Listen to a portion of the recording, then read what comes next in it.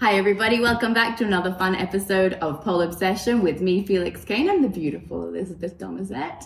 We are here with some extremely exciting guests today. They're going to answer lots of our questions for you, so hopefully you'll enjoy this one too. All right, let's start with the beautiful Mischka. We're going to ask you a question about dancing, aren't we? Yes. So, can you share with us how your pole journey began? My best friend from high school had started pole dancing, and she was like, "You have to start with me." And I was like, "I'm too busy. I can't do it. I've got lots on." And then I saw her at an advanced showcase, and I was like, "Oh, it's pretty cool. It is pretty cool."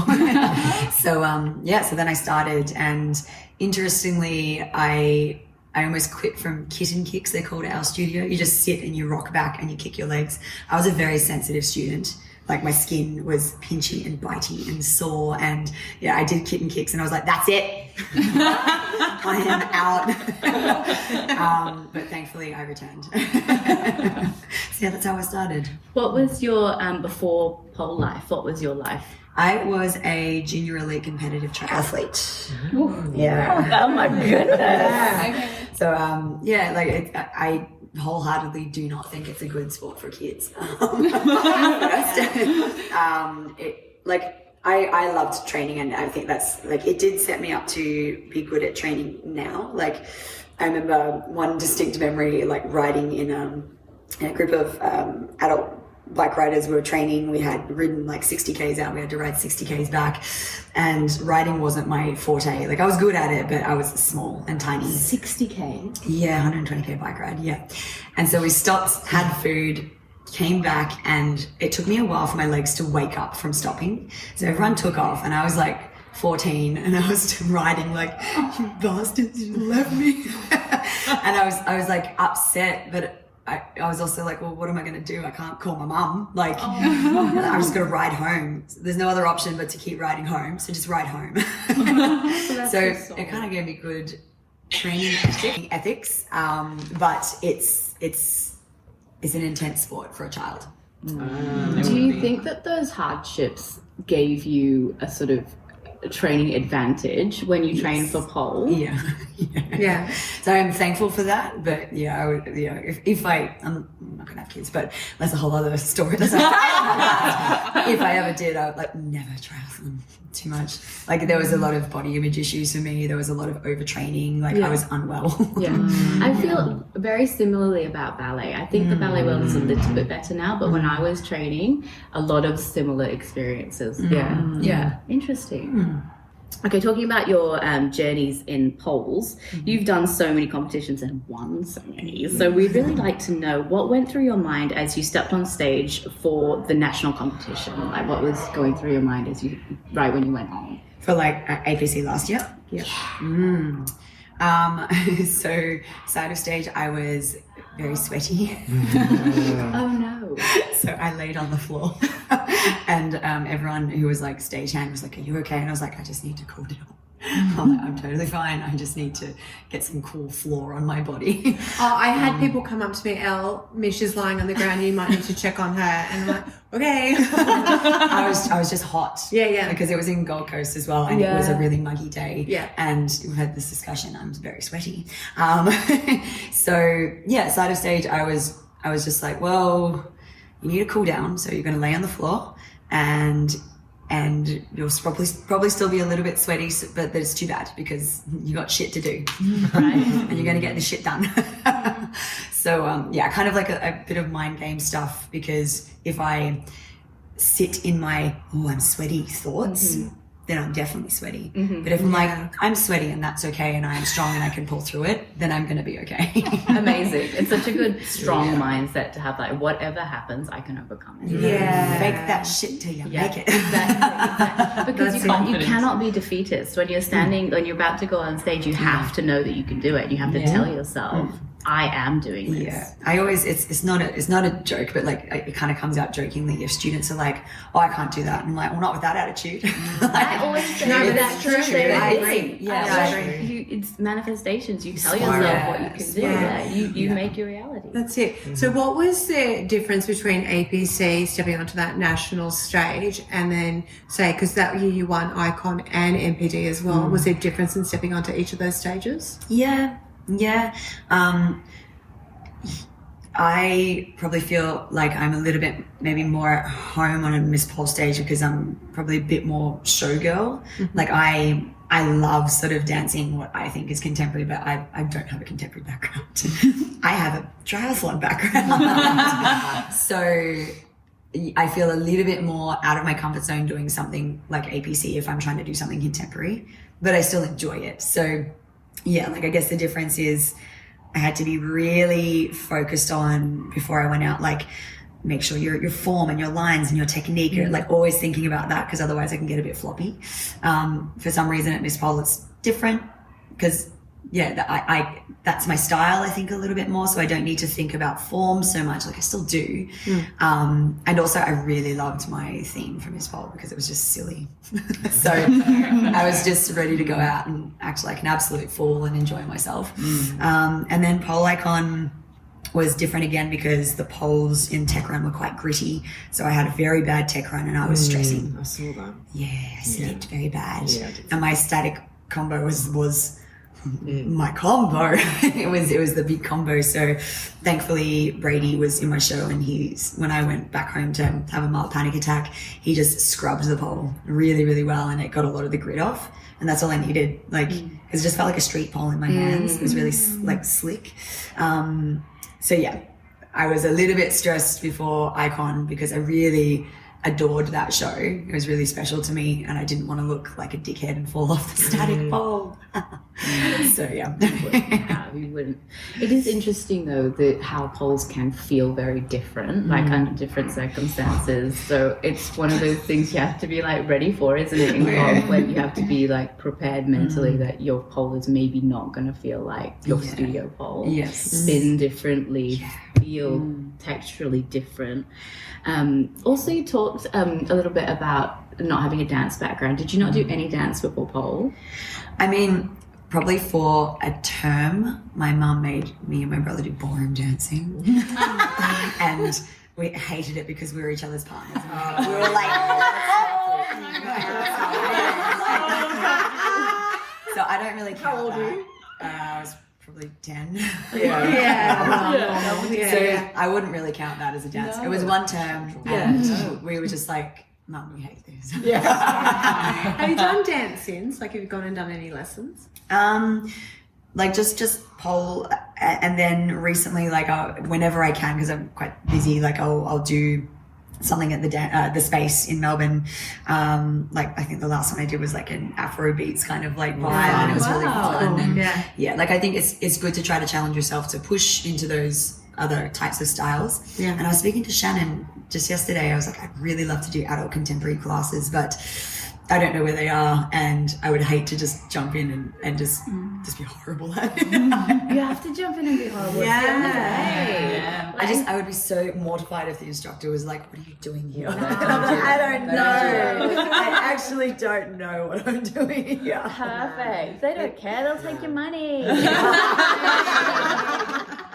And there'll be beginner classes for adults. Oh. For adults, contemporary in Melbourne. I For know, sure. but hard Sydney, to find. it is hard. And then you go into a beginner class and you're like, It's Is not it? beginner. yeah. Not so beginner. Not so beginner. Going into amateur division, isn't it? Not so amateur. Not APC, that's for sure. Did you play an instrument? I used to drum. Yeah, so you are musical. Yeah. So like I know a beat very well. Yeah. So when people can't hear a beat, I'm like, what do you mean? It's really obvious. You can move a beat, you can dance. That's actually very true. Like learning how to hear music. Yes. Yeah. hear music. I am really not shocked by that, but you are such a natural mover then. Like you have such natural facility for movement because you look like a dancer. You know, you don't look like somebody who's, cause sometimes you can tell like maybe if it's an acropolar or like somebody who's moved from one genre to another and they've got the facility in them, you can really tell. And sometimes you can see, oh, that's not a dancer. She's picked up dance later in life. But with you, I thought you were a dancer. Oh, thank you. All your life. I think I always wanted to be a dancer, but it was not like the things that I was enrolled in as a child. Yeah. Like, do you want to hear an embarrassing story? Yes, always. I think I remember like being on a wheelie chair in my room dancing to like a Moulin Rouge song. Probably provocatively, but I don't know. I was probably like 11, and I remember looking, and my mum was like in the doorway, just sort of smiling, not disapproving, but just like happy that I was expressing myself. And I was like, "Get out!" Because I was very shy. But yeah, I just liked dancing in my room, and that's the most dancing that I did. Oh, beautiful. Well, you're a famous dancer now. Yeah. I should do a Moulin Rouge song and dance on a wheelie Yeah. chair. I'd like to see that. My mum can be the human prop to stand. Yeah, and just watch. like even in the wings, just like I'm proud of you, child. beautiful. So what motivates you to keep polling? Because you're polling at an extremely high level. So how do you keep pushing yourself? Yeah. Wondering your Interesting. Like, I think I have ADHD, so I think like I'm always like, and what's next? But yeah, I number one, don't feel like I'm done yet. So if that's the case, you know, there's always more, like slightly more difficult tricks to explore within reason. Like you can't be silly about it because you don't want to break yourself. Yeah.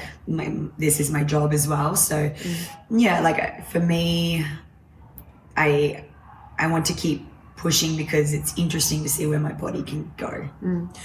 Pushing to get to more competitions, pushing just to get better, pushing to teach high levels. Well, I mean, you teach those levels anyway. For but me, my students push me to be better for them because particularly my onlines, they are wildly talented. And they're not getting spotted. They're online and we're doing crazy shit. And I'm like, you guys are amazing. So it pushes me to have a really sound knowledge of the hard tricks so that I can regress it properly or like, you know, break it down really well and really in depth because you have to, because I can't hold their bum. They're in a screen.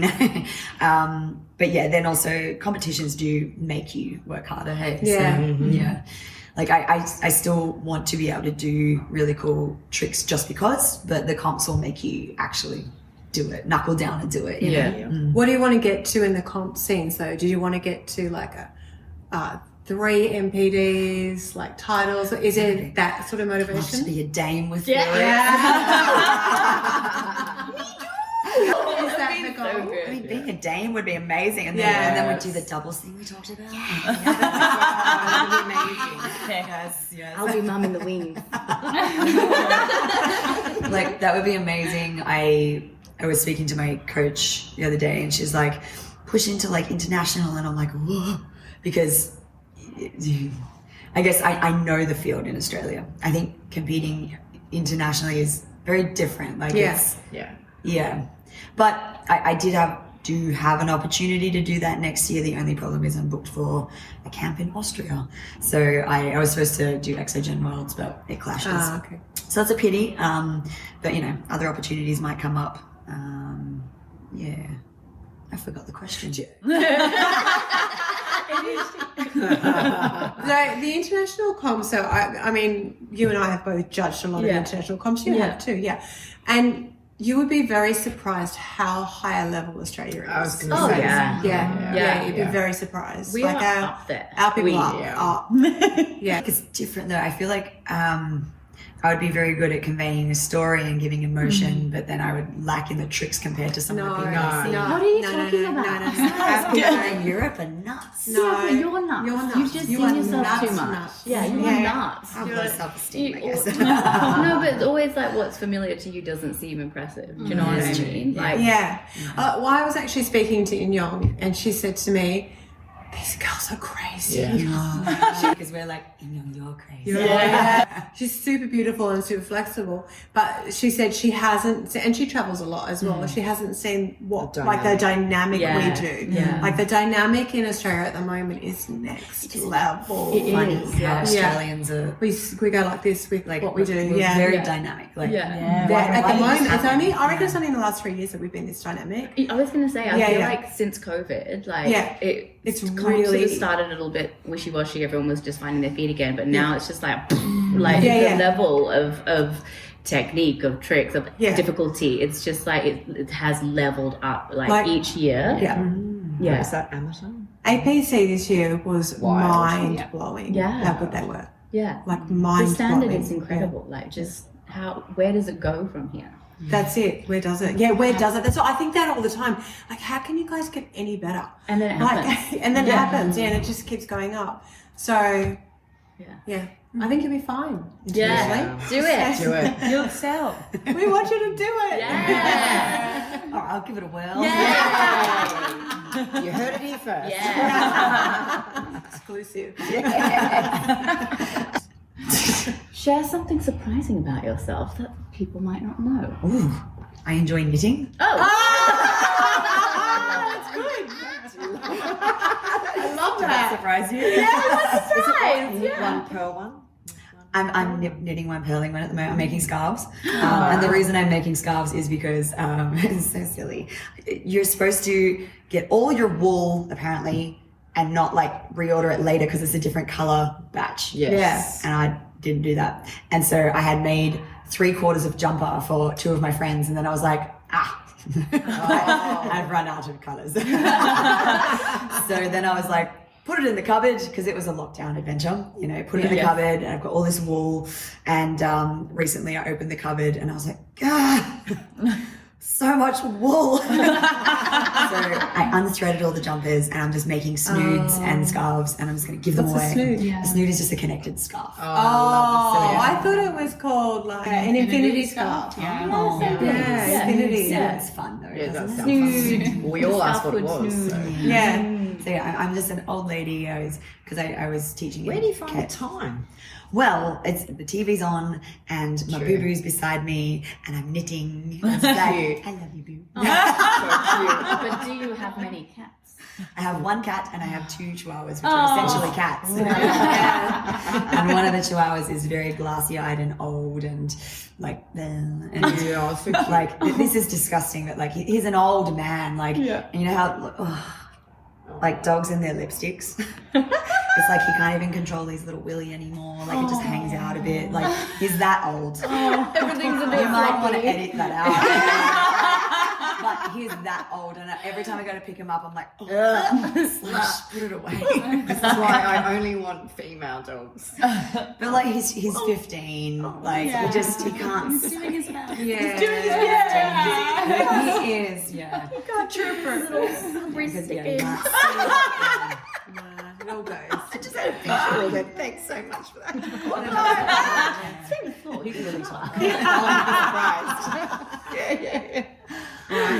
That was a great Thank way to you. end on. Mish, thank you very much. Yeah. Thank you. We love you and we can't wait to see more and more and more and more of you. Oh, thank you. Yes. I'm looking forward to the double. Oh yeah! I'm gonna be the bass and Mish is the flyer. I love that. Oh, can you imagine? Do not. I'm so dense. Though. Like I'm heavy. I'm very heavy. Do not. The whole pelvic floor will go. I know, literally. They'll be like, wow, what limb is that? It's an intestine. And I'll just be like, oh, Felix, I'm used to it. I've got an old dog. put it back in. On that note, I'm going to go teach. Thank you.